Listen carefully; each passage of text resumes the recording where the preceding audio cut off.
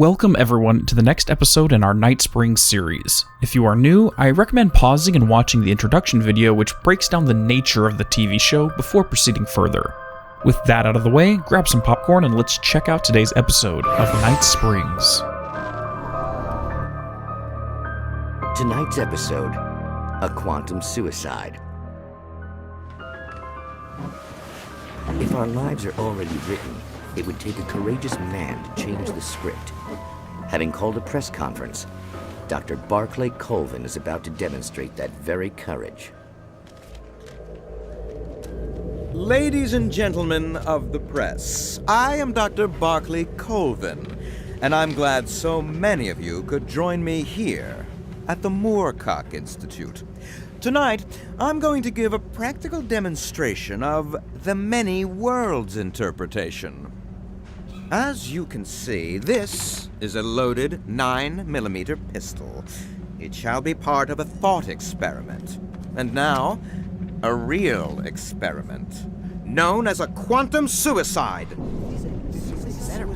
Please, stay calm. There is no risk. Observe what occurs when I place the weapon against my own forehead. Now, you might think this round is merely a dud. Not so. Observe the flower pot. And yet, I myself cannot be harmed with this gun. With each pull of the trigger, two new realities branch off. One in which the weapon didn't fire, and one where it did. With my machine here, I have ensured that this reality is always the former. I have bestowed upon myself quantum immortality. Under no circumstances can this gun kill me. So wait. What you're saying is that every time you pull the trigger, in another reality, you die? Yes, of course, but that's completely trivial. There's an infinite number of things that could happen at any moment, and they always do happen somewhere. The point is, this one thing did not happen here. You're insane, Colvin. Insane? Insane? Hey, was this thing supposed to be plugged in? I stumbled on it. You fools! Gaze upon quantum immortality.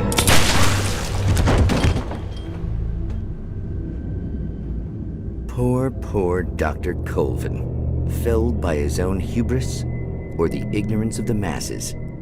Perhaps he should have left the crate unopened, the decaying atom unobserved. Curiosity often kills the cat in Night Springs.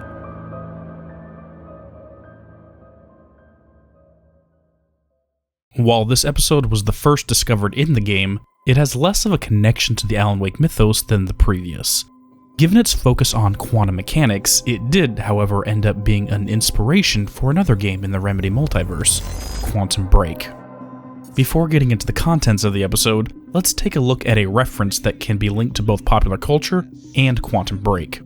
Dr. Barclay Colvin states that the conference he is holding is hosted in the Moorcock Institute. No other mentions of this place are given in the Night Springs episodes. However, that doesn't mean it cannot pop up in the future in the same way that Lovecraft used Miskatonic University in his work. If we ever get a Quantum Break 2, it would be interesting if this Physics Research Institute makes an appearance. Of course, that would mean the town of Night Springs has emerged into the world for some reason. The Moorcock Institute is a reference to the English author Michael Moorcock. Some of his pen names include Bill Barclay and James Colvin. Moorcock is one of the premier authors who makes use of the many worlds in his literary multiverse. Some analysis of his work suggests that a good deal of his characters are aspects of the Eternal Champion, fighting across endless lives in many worlds. This idea brings back memories of the Sankaran Tango. The lyrics describe the archetype of the hero who is always brought back to fight another battle. Moving back, let's take a look at Quantum Break for a second. At the very start of the game, if Jack heads to the Riverport University directory, we can see the name of one of the dorm buildings, Moorcock Hall. The plot of this Night Springs episode deals with the many worlds interpretation and the thought experiment of quantum immortality. This thought experiment came to prominence in the late 1980s and was later picked up and developed by the physicist and cosmologist Max Tegmark. The basis of quantum immortality comes down to the idea that if one was lucky enough to survive any situation, that person would essentially become immortal. Every time an individual is set to die in another world, they survive. Mathematically speaking, this creates a scenario where one in an infinite amount of worlds, we each live forever. Physically testing this isn't possible and unsafe for obvious reasons. Dr. Colvin, however, found a way. He developed a machine to force a universe into one time stream based upon his will. One member of the audience questions if this means that another doctor in another world dies during this experiment. Naturally, Dr. Colvin waves this aside as irrelevant, since the him in this world is expected to survive. So if another him died, who cares? However, this indifference ends up being his undoing. The fallacy of this experiment is that the subject is playing Russian roulette. In the alternate reality, that doctor was giving the exact same speech. The alternate Colvin also had a machine which controls the flow of fate. All of these alternate worlds had a version of him who also believed themselves immortal. So what distinguished the world where he lived and the world where he died? Just like in Schrödinger's cat thought experiment, until the moment the trigger is pulled, one will not know if universe A or B is being created. A where he lives, B where he dies. Chaos is a factor in this equation, and by definition it cannot be accounted for. Something as simple as an audience member tripping over a cord and unplugging the machine at the wrong time was enough for the world to shift to one state or another. Unfortunately, Dr. Colvin was on the receiving end of another person's indifference. In another world, he continued to live on. But not here. In the infinite expanse of the multiverse, there's only one version of Dr. Colvin who became immortal, but the one we witness is not him. In a certain way of thinking, he became the most egregious mass murderer in history, killing an infinite amount of people who wore the same face as him. While this episode feels more like a point of inspiration rather than a chest of potential lore, the idea of a machine that can control fate is intriguing.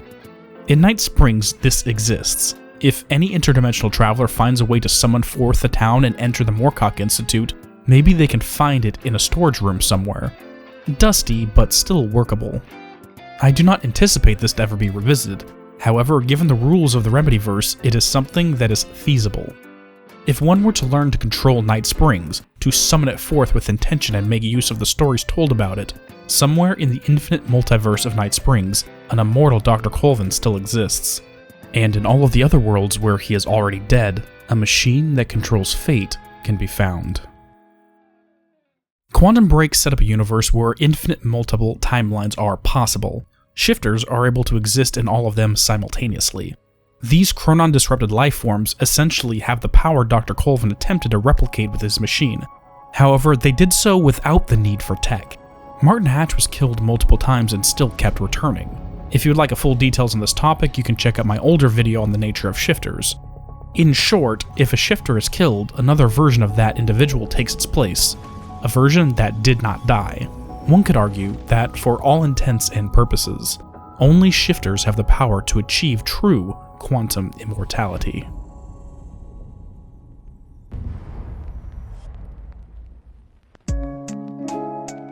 Thank you all for watching. If you enjoyed, please drop a like and subscribe to receive updates on future uploads. If you would like to help support the channel, a Patreon has been set up and the link is in the description below. Have a great day and peace be with you all.